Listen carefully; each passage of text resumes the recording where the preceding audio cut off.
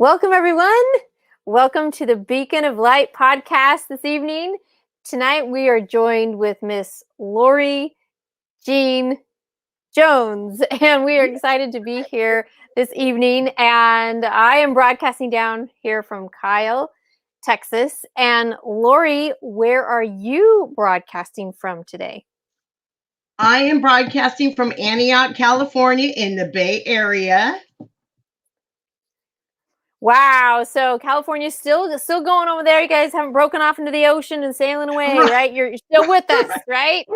We're still plugged in here. Yes. Still plugged in. We love it. We love it. Oh, good. We see some people popping up here live. And so we've got Lorrie here this evening, and we're going to have a great discussion about a lot of different types of things. And the things that we want to discuss, some of them can be hard, but really, just like my lighthouse right here, a lot of light and a lot of hope out there. Candle. That's right. And the candle. Oh, spoiler right here. Yeah.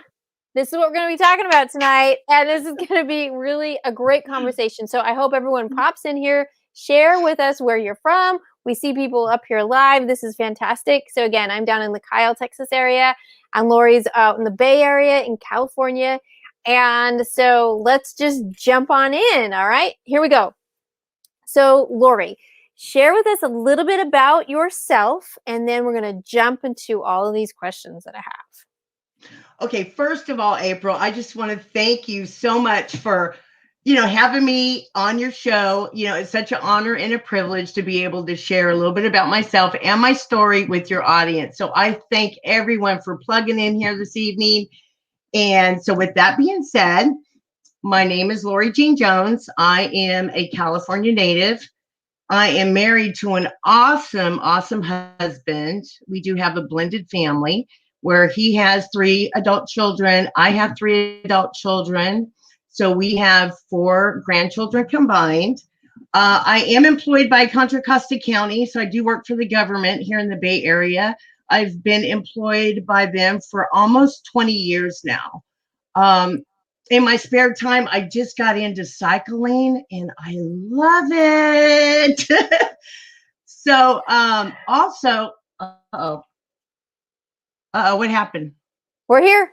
This is Miss Pam. She's just popped up here. But I lost. You can't see me though. Oh, I can see you. I can hear you. You just keep going, girl. I can hear you. I can see you. Okay, boy, I got a little scared there for a minute. Ooh, but that's okay. Anyways, I wanted to say I'm so excited to be a part of Pinpoints Across America, just spearheaded by you, April Tribe Giauque. And so what we do is we donate our books for the most vulnerable populations that cannot afford to purchase our books. So we donate to the domestic violence shelters, to the homeless shelters, to drug treatment centers. And lately, I have been targeting the women prison population. So around Christmas time, I chose 3 authors, you and a couple other authors. I purchased their books, and I sent a package to Chowchilla's women's prison. And they have a library, and guess what? They haven't been returned to me, so they're at the library. Wow! Wait! This is amazing. I didn't know you finally got in with the prison system. Yes. Oh my gosh! How exciting is that? It's so exciting, April, because people in prison, they have a lot of time to sit there and reflect and to read and to grow. And, when you think about it, I think that there's so many people on this podcast tonight that's all over the United States and all over the world. And just to think, if one person will do this, find a prison in their area, purchase some authors' books and send them out. And what an impact that would be. And so that's kind of, I'm Bay Area, boots on the ground still for the shelters and the drug treatment programs, but I also have a passion to target the prison population, So I've been doing that, and yeah. Wow, fantastic. So you can see, everyone, this is what we're talking about with this. That's why this podcast is called a Beacon of Light podcast. we reach out for as far as we can. And just like Lorrie, she is that lens, that mirror that has stretched my light out further. I didn't think about getting out there to California, and she's like, I'm here for you. And she stretched the message there. And now I've stretched Lorrie's message over here to Texas and have been able to donate a few copies and to the shelter areas. And we're so excited to see more and more of these things happening, because the people that need this support need these books. And like Lorrie recommended, this is awesome. And Pam, Miss Pam, That's today, my girl, Pam. I love it. I got her letter today with a donation, and we're going to hit 4 more shelters in the Texas area near Waco.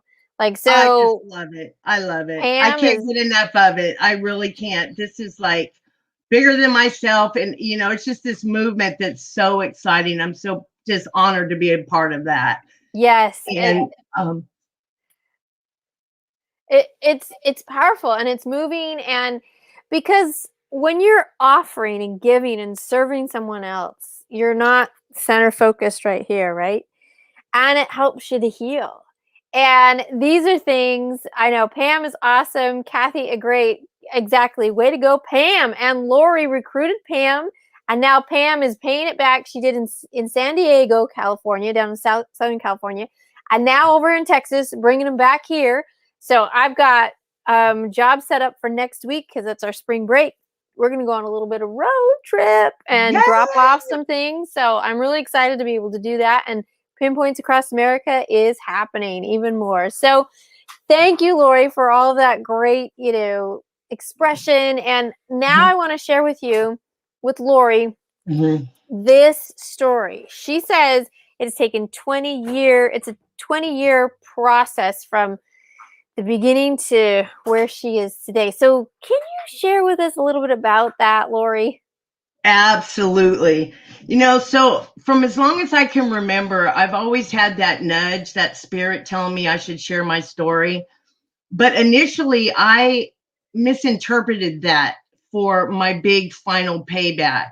So in my mind, this was my opportunity to share and expose all these people and all this horrific stuff that I went through as a child, that this was my opportunity to kind of put them in the spotlight.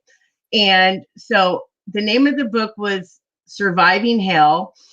And basically, I wrote it from a vindictive point of view. I was revengeful. It was a bashing book, full of hatred, name calling. I even actually had the nerve to put actual people's names in it. That's how naive I was at the time.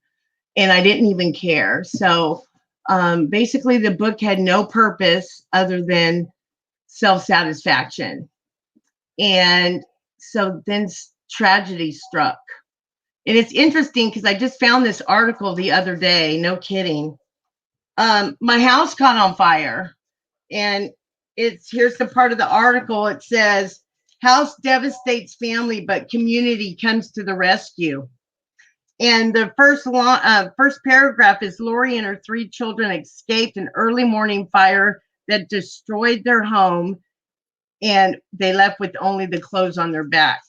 So my point of this is the book went up in flames, and that was not the message that I was supposed to convey.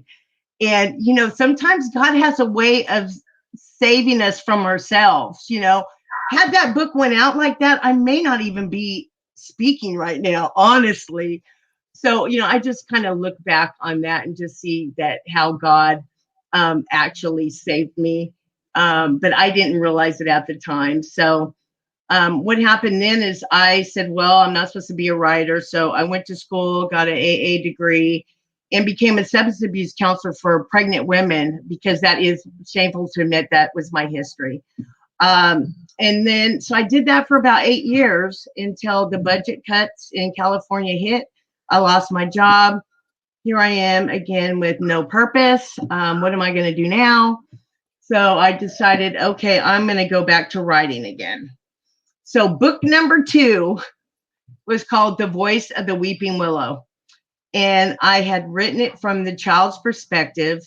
And when I look back at it now, it's like, oh my gosh, I graduated from being hatred and resentful and revengeful to victimization. So I went right into just, oh, poor me. It was a chronological account of all the horrific things that happened to me. And so I was consumed with poor me mentality. I had victim on my forehead. And basically, I stayed stuck in this for about 5 years writing this. And it did actually make it to an editor. And the editor's recommendation was, Lorrie, you have a story. However, you need to rewrite it from adult perspective, looking back in hindsight, the lessons you learned. Like, I have so many unanswered questions and I'm frustrated. So, did you heal? Did you forgive? I mean, so of course, me being in the victimization hood still at that moment, I took her suggestion as the book was not good enough and I was not good enough. So I stayed depressed for about 8 months until bingo, that is when the pawn was birthed. So, in a nutshell, the pawn is a book about heartache. It's a lot of heartache. Honestly, you guys, it's a hard read. Some people love it, some people hate it. I mean, it is what it is. But it also is a book about forgiveness and about healing. So I open this book up and I capture a moment where I'm giving birth to my second child, and I hemorrhaged and I had a near-death experience. And I'm pretty graphic when I write about that. But honestly, I was petrified because I was dying and there was no light at the end of the tunnel where I was going. Because prior to that, my whole life was consumed with drug addiction, hatred, get them before they get me. I was just, basically, I hated the world and everyone in it, including myself. So, but in that, God, with his mercy, with his unfailing love and his compassion, he loved me way too much to leave me there. I think about that, my heart just swells because he loved me enough to give me another chance. And, it's funny how I was going through all that darkness. And now look, I'm on the Beacon of Light podcast. That's right, Lorrie. I'm talking about blessings. That's right. That's right. And I love how you expressed it because it's so true. When we have a story that's filled with trauma and pain and heartache, there are levels of writing. And so you did, over the period of time when I help other writers, when they want to share their story, I tell them all the time, there's this whole process. We will go through a victim story. We will go through a survivor story. We will go through a thriver story. And then towards the end, we might get to that victor. But if it's okay if we stay in the thriving, that's a good place too.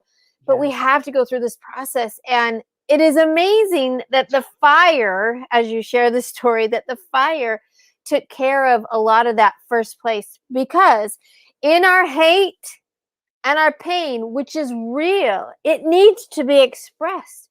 That was a poison that was consuming you. So it had to be expressed.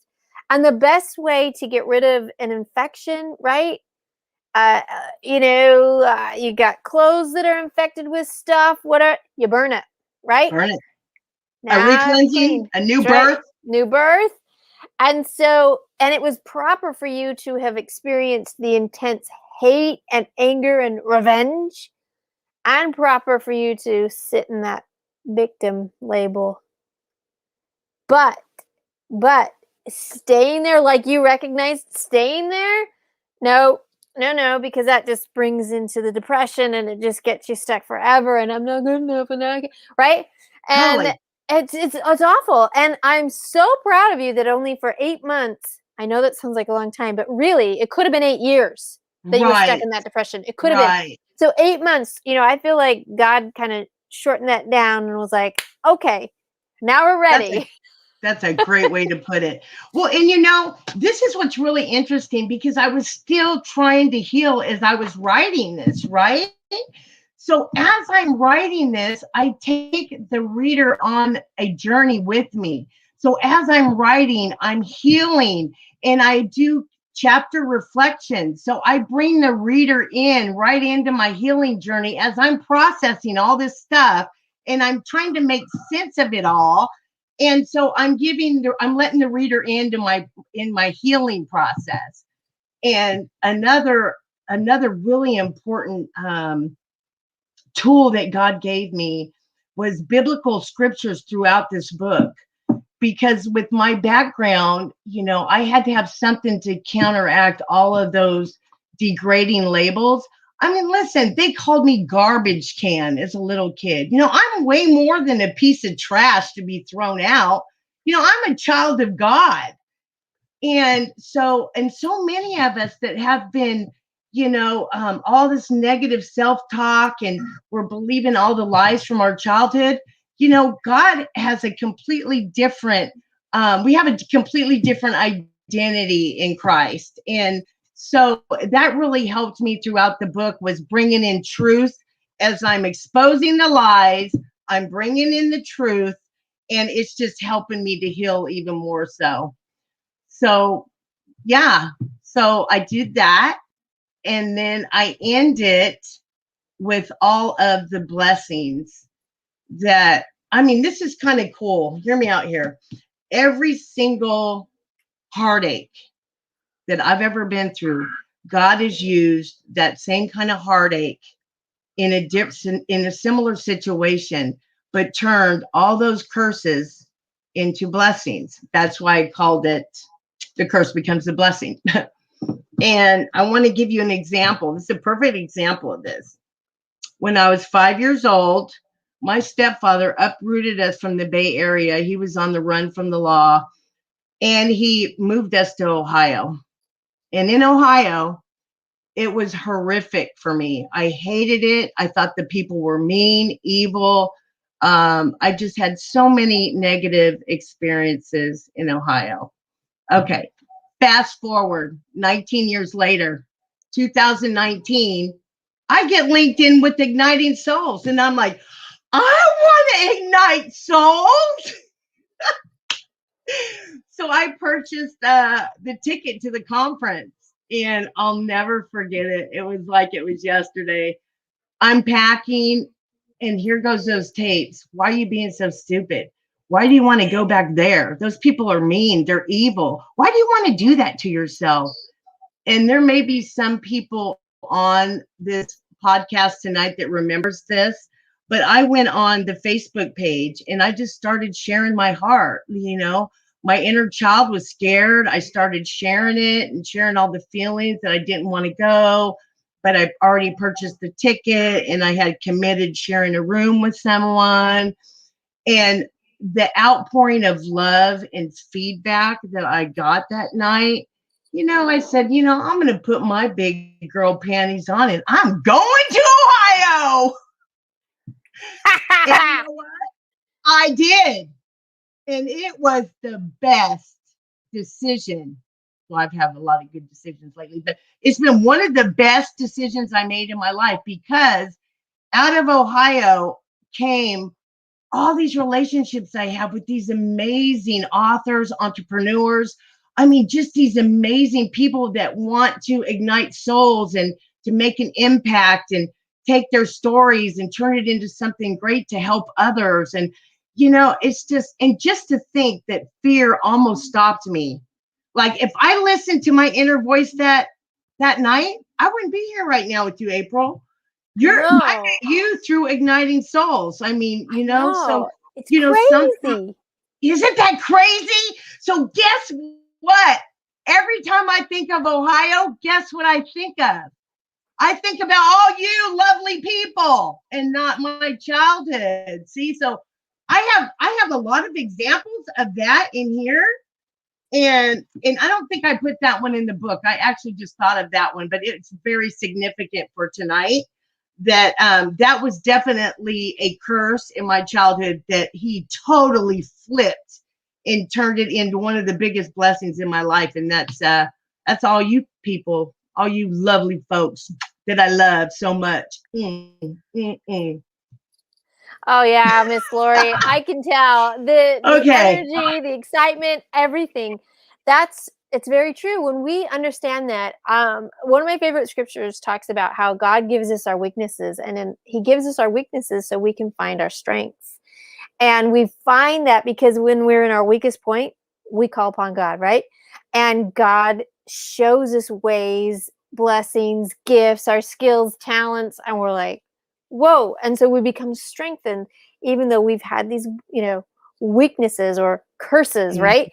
And the mm. flip side, the blessing, the strength, it always comes through. And so if we trust, it is amazing. And when we can push forward, it is that way that helps us to really understand what is next, because it's so much bigger than us, right, Lori? So much So bigger much than bigger that. than us. Oh yeah. Oh Just yeah. like you shared at the beginning, you Mhm. knew that these stories, you don't sit down and read your own book. You put it out there for somebody else, right? Who can Mhm. connect with the pain, who then can say, wait a minute. She's not trapped. I'm trapped. I'm reading through even more. And now I can feel even bigger, even more things can happen. If Lori can do it, maybe I have a chance. Absolutely. And it's so true. It is absolutely true. True. It's great. Yes, God, He helps us to grow out of our weaknesses as we go forward and help others. It's so So true. true. That's what it's all about. Loving God and loving people. Woo! Woo! That's right. That's right. Thank you, But Cecilia. Thank you, I Pam. Thank you, yeah. Kathia. Kathy, thank you, everybody who are popping in here this evening. This has been so fantastic. So, Lori, I have a few more little questions for you. Okay. With the curse becoming this blessing now, now that you know how to share it more, you still had a lot of fear. Like after you wrote this book, was it just like, oh, easy peasy, I know what to do now, or did you still have to overcome some things? Oh my gosh, April, that is such a great question. I was petrified to put this book out in the world. I mean, honestly, becoming a drug addict really young, I made some really terrible decisions. I knew when I put it out there, there's going to be a lot of criticism. There are people that's going to be appalled. I mean, I really share. I don't hide. I don't hold anything back. It is what it is. This is the truth. This is what happened. And there's a lot of people I mean, not a lot of people, but there are some people that have a really difficult time taking that in. And so there was a lot of fear around how people were gonna, digest this, and if they were gonna, how are they were gonna view me. And also a huge fear factor for me was I was afraid that I was gonna lose my life. I mean, seriously. I mean, I had to literally push past all that fear because I thought once this goes out, I might die, that I might get killed over this book. And I just said, you know what? If I die, I'm supposed to die, And so, and I just did it. Sometimes, I love what Joyce Meyer says, do it afraid, I mean, if we don't take risks, then, I would rather take the risk. And I think Kathy said something about this the other day. Are you afraid of failure or fear, or or do you fear regret? See, I don't want to live my life and end with regrets. I would rather face the fear and whatever comes and just know that I am in God's hands. So whatever's going to happen is going to happen. And, I did it anyway. And so that it is what it is. That is a huge amount of bravery. I agree with Cecilia. You are brave and you are inspiring. and you are touching lives. Thank you, Pam. Thank you, Mhm. Cecilia. All of that is so true, because some of the stories we share, the backgrounds that come with it, Mhm. have some dangerous activities connected. And I understand what you're saying, because it holds us back for 12 years. I was not going to share my story. Are you kidding? Mhm. Domestic violence. I understand. Yeah, Right. I've Absolutely. seen the Right. death so close. Mhm. I know what that Mhm. feels like. And I Yeah. know, putting it out there, that year we published, I knew he was still, he could hunt us down any minute. Yes. I get And that. I get that. we prayed about it. We tried to figure it out, and God was like, share. I'm Yeah. like, okay, Yep. so you're on my team. Okay. Right. So with I that, mean, I'm I am like, with you. go Yes. forward. Yes, you just do what you're called to do, and whatever happens, happens, so yeah, I had a lot of fear, but you know what? I don't, it's so silly now that I look back at it, because I don't fear those things anymore. It's like fear just wants to stop us from doing the will of God or putting our stories out there. But then looking back in hindsight, once you do it anyway, it's like, why was I that like paralyzed with fear for? So, it's just how fear can rob us, right? Yeah. Yeah. The absolute opposite of fear is joy. And of Mm-hmm. course, that's what fear wants to do. It wants to rob us from the very blessing that Mm-hmm. our bodies were built to feel. How many of you have ever felt true joy out there? That Mm-hmm. joy that just, you can't stop. The energy is just buzzing from you. The spirit is just so alive. I know it. And that's the thing that fear is trying to stomp back out, right? Because it'll try to flash something through your mind, like, oh, remember, this won't last long. Or, it tries to Mm-hmm. throw the water on the flame, right?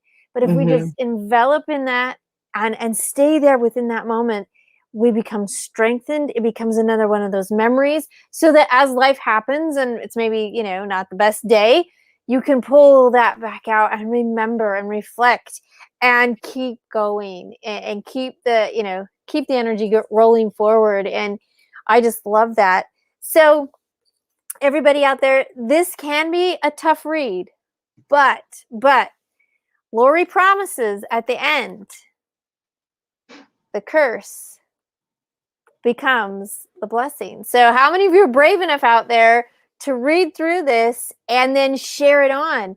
You might even want to be one that gets the book and donates it to the shelters, to the prison system, anything like that, because we want that light to shine out there, right, for everyone. And so, Mm-hmm. Lorrie, how's the best way that people could order this book from you? What do we need to It's do? on, yeah, it's on Amazon.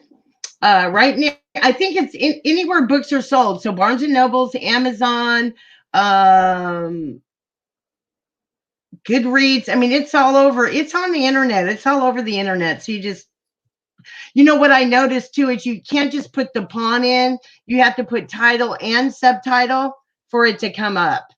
Okay, that's So good to know. So yeah. the pawn, the curse becomes the blessing. Type all that in and it should pop right up there. We'll drop the links down below as well from Amazon for all of you guys. And I'm telling you what, this is something that is going to open your eyes, and you can always reflect back here on this amazing interview to think, and look at her now. No way. Wow. Uh, If she could right, overcome with, oh, right, wow. absolutely. And you know what, April, I wanted to make this is really significant. And yes, I call it the Sybil syndrome, and I'm not just saying that lightly. I did go through some horrific things, inhumane experiences. However, what I wanted to point out is pain is pain. So there are arrows of pain, like arrows of rejection, arrows of loss. There's the arrows of betrayal, arrows of poverty. But what all those arrows, they go into the same place. They go right into our hearts, right? So my whole purpose is to let people know that hope for healing is possible. I mean, I'm living proof of that. And that God can use all things for the good called according to his purpose. And that's kind of the message, because, we're all not immune to life's challenges, and we all have pain and suffering in some form or another. But there's some great things that can come out of that. So that's kind of my main message. Yes. That is so true. That is so true. Kathy, thank you so much for sharing this. That Lorrie's story is incredibly tough. Yet it demonstrates how overcoming and moving through trauma, allowing forgiveness to become that blessing. Oh yeah, I'm huge on forgiveness. On a review on Amazon, girl. Woo! That's he it. did already. Love Wonderful, her. wonderful. Everyone, thank you for popping in here this evening. And this is why we host these authors, because the stories are there and we want you to feel inspired and to know that there's always hope, there's always light, and there's a way to reach forward. Thank you, everybody, tonight. Oh, wait, April. Oh, yes. Wait, we got one more thing to say. Okay. Okay. Got one more thing to So say. the month of April is our Child Abuse Awareness and Prevention Month. So we're spearheading our first annual healing conference, and all of the proceeds that we get from this conference are going to be donated to Susie Q's kids. And what that means is we fill bags with all kind of goodies for the kids, and we donate these bags to the foster care systems, to the domestic violence shelters, to the hospitals where the kids are sick. So, we're building, I like what Mary says, how we're building comfort bags, one bag at a time. And so I'm going to be one of 7 speakers, and my topic is Purging the Poison, 5 steps to develop a pathway through forgiveness, because I'm so huge on forgiveness. Yes. So drop the link, April. People want to in. Yeah. Get that link going. I will drop that link down there for everybody. You're right, Lorrie. And I apologize for cutting you off. No, we got to have that out there. We have to have that out. Woo!